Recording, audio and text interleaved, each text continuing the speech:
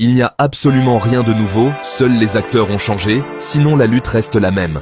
En 1987, il y avait un vieux civil en Côte d'Ivoire, un général aux affaires au Niger, un capitaine au Burkina Faso, le plus jeune du groupe, et un autre officier au Mali.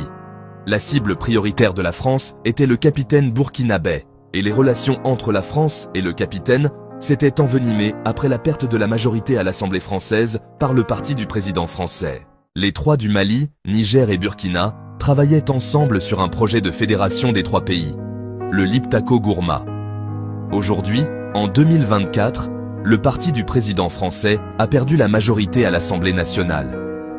Nous avons un vieux civil à la tête de la Côte d'Ivoire, un général au Niger, un capitaine au Burkina Faso, le plus jeune du groupe, et un autre officier au Mali. Comme en 1987, c'est le vieux civil ivoirien que les néocolonialistes instrumentalisent pour chercher à assassiner le capitaine burkinabé, qui est la cible prioritaire de la France. Oui, c'est bien ça. La cible prioritaire de la France reste le capitaine burkinabé. Ils avaient fait circuler des tracts en 1987, faisant croire que Sankara s'enrichissait, le qualifiant de fou et d'instable, et jouant sur son appartenance ethnique. Oui, c'était une époque de grande manipulation et de fausses informations. Absolument. Ces tactiques visaient à discréditer Sankara et à affaiblir son soutien populaire. En 1987, Houphouët avait 82 ans et Sankara n'avait pas 40 ans. C'est vrai. Et en 2024, Alassane Ouattara a 82 ans et Ibé n'a pas 40 ans.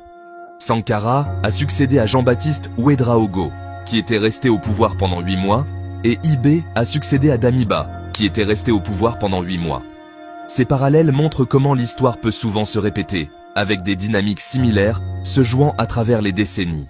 La nature nous avertit que c'est notre dernière chance. Le hasard, c'est le refuge des non-initiés. Quand la nature ressuscite une dynamique, c'est pour nous donner l'opportunité de vaincre. Ouvrez les yeux car ce combat est plus important que vous ne l'imaginez. Observez bien, et vous comprendrez que c'est l'histoire qui nous donne une seconde chance pour nous libérer. La seule question c'est, serons-nous à la hauteur de l'histoire cette fois-ci?